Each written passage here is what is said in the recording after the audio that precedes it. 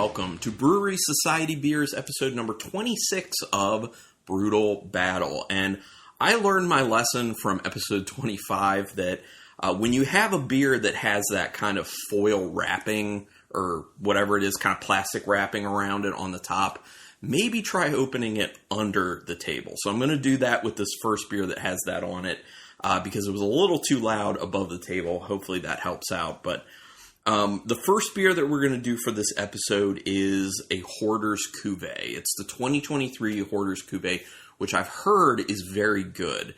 Now, I've had Hoarders Cuvee before. Well, both Rebecca and I have had it. I think we've had two different Hoarders Cuvees before, but it's been many years since we had them. I'm talking 6-7 years out since we've had any sort of Hoarders Cuvee.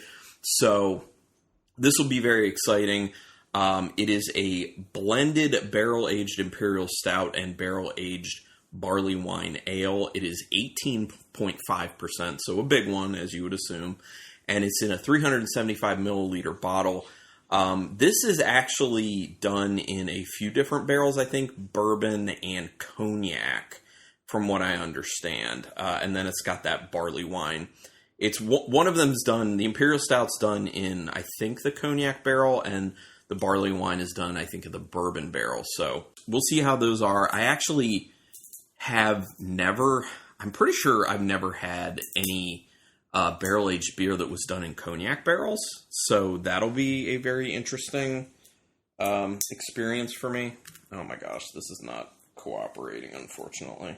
All right, I'm just going to pop it off now. Here we go. There we go. So I tried to kind of make it less noisy, but I think it's still going to end up being pretty noisy. My apologies. Fix it in post, you know? All right, here we go. I automatically smelled the booze when I poured it. I'm not going to pour a lot for myself, because then I'm going to split this with Rebecca. All right. So obviously, as people would assume, it looks like an Imperial Stout. It's super dark. You can't see through it. There isn't a whole lot of head hanging out on top. Some very small, fine bubbles on there. As you would assume for an 18.5%er, has lots of legs, really sticks to the side of the glass when you swirl it up. Let's smell this bad boy. Ooh, it's got like this beautiful, like light, soft chocolate smell to it. It's this kind of little bit of a mixture between dark and milk chocolate, more on the milk chocolate side. There's definitely a lot of spirit barrel coming through in it, but it also smells very soft in that sense. For 18.5%, I was assuming that it would be more astringent on the nose, and it's really not. A lot of the flavors, or the actual ingredient aromas or food-like aromas that are in there are kind of really taking that perception of the spirit barrels down. There's a bit of a nuttiness, interestingly enough, in the nose. What type of nut? A little almondy, I guess. Yeah, there's like a nutty almond note. There's a little bit of like a caramel. There's a raisin smell, which you will get with a lot of higher ABV beers, especially barley wines and Imperial Stouts. There's some vanilla at play in there. There's some caramel going on. Yeah, I don't know what cognac even smells like, but the way the bourbon barrel and the cognac barrel are coming together, it's smelling pretty nice. So, okay, let's get into this one. Let's see if, like this smells, if it tastes like it's a pretty dangerous one to drink. Here we go. Ooh. That is deceptively smooth.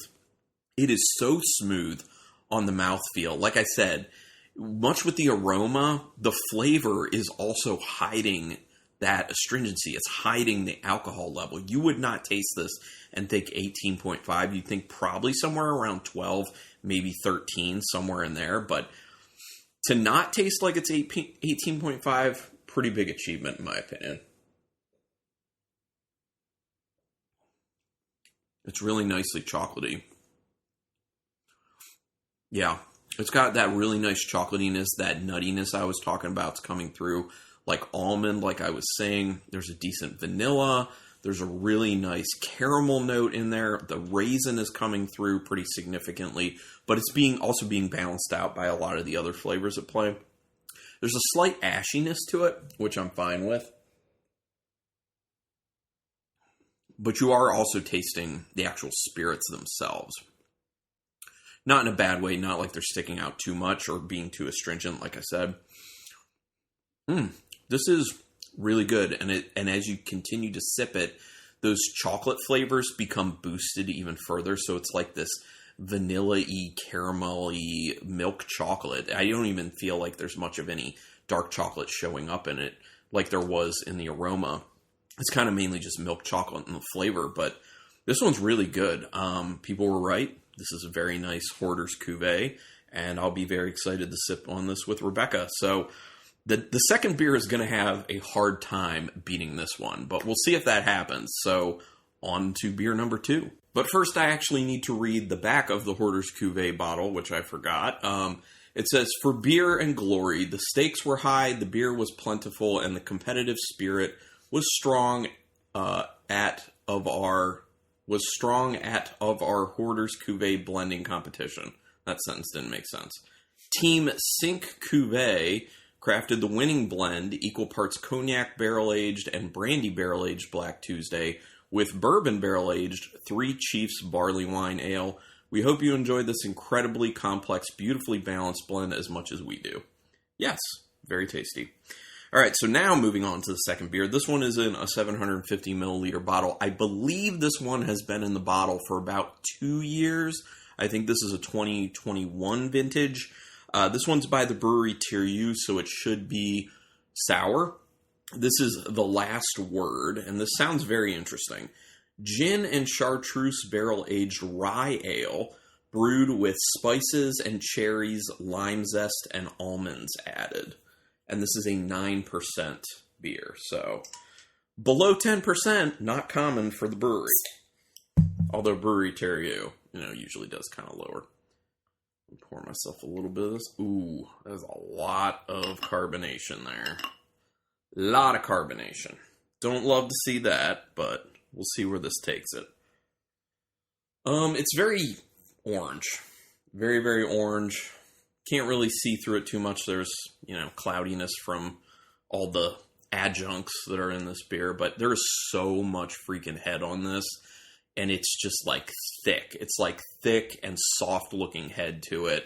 Lots of fine bubbles. I think it's going to be overly carbonated, unfortunately, but let's see how it is smell wise. Actually, the smell isn't as pronounced as I thought it would be with all those different ingredients. There is that actually, I was going to say there's that lemony sour, but it's actually more like orange sour type smell. What citrus is in this? Lime zest. Okay. Yeah, I'm getting the lime zest for sure in there. I actually do get a good amount of the gin. Chartreuse, I cannot say because I really haven't had chartreuse. I think I've had a barrel-aged beer done in chartreuse once in my life. So I really don't have much of anything for comparison, but definitely get the gin barrel aging on this. There's a little bit of astringency, not too much though, but you are getting that kind of nice juniper note that you do get from gin because obviously that's what it's made of. Don't really smell the almonds. I do get the rye aspect to it because it gives that kind of spiced earthiness, although there are also spices added to this, so that could actually be enhancing that aspect of the smell. And it's got a decent sweetness showing up on it, a little bit of a honey sweetness. So the nose, there's enough going on. It's a pretty complex nose, so I don't know. Could be pretty good. Let's go in for the taste.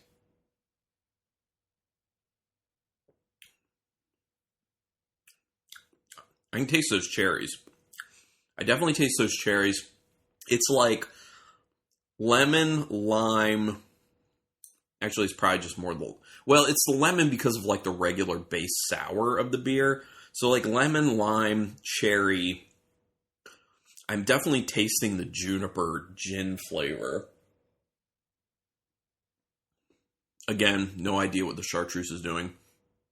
I will say I'm actually picking up on a little bit of almond on the finish, which is very interesting because a lot of the times when it's done with nuts, like any beers are done with nuts, it's really hard to get the nuts.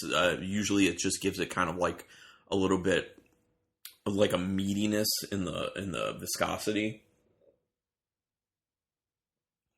This one is actually not as sour as I thought it was going to be. Typically, they go pretty hard on the sourness. I think the spices are really helping it out a lot. I also think the cherries are helping a lot because obviously these weren't really tart cherries. These seem like just more like kind of like darker flavored cherries that are more on the sweet side. So I think that's really helping out with it. I do get the rye aspect of it, decent amount of like spice character to it.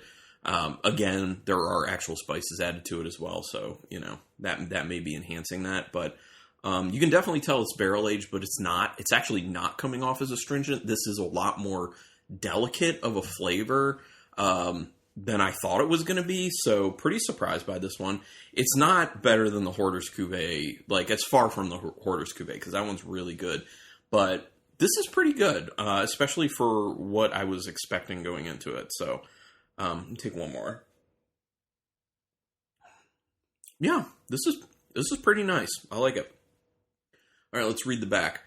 Knock twice and whistle for entry. The last word is a distinctly tear-you twist on a long-forgotten forbidden-era drink. For this cocktail-inspired treat, we brewed a sour rye ale with lavender, pepper, rosemary, and juniper berries, and aged it in gin and chartreuse barrels. Then treated it with cherries, lime zest, and almonds to mimic the key ingredients of the cocktail, bottoms up.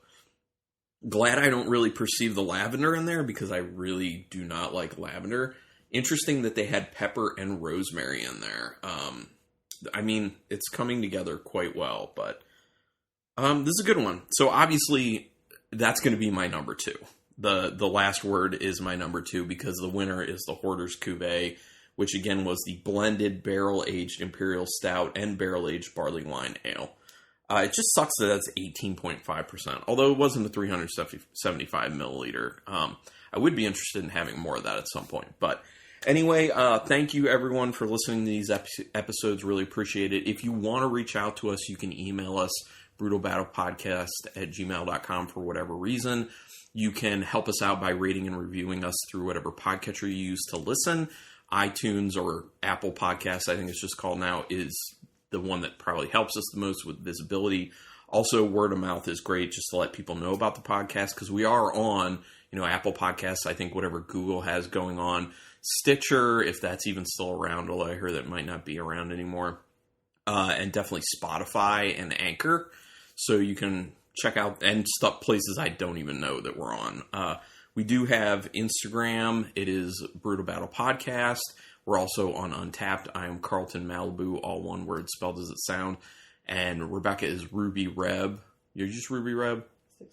Ruby Reb 62, all one word. Yeah, she's in the room while I'm doing this, but she's just like watching me taste beer, trying to decide in her mind if she wants that beer now. She's making a face.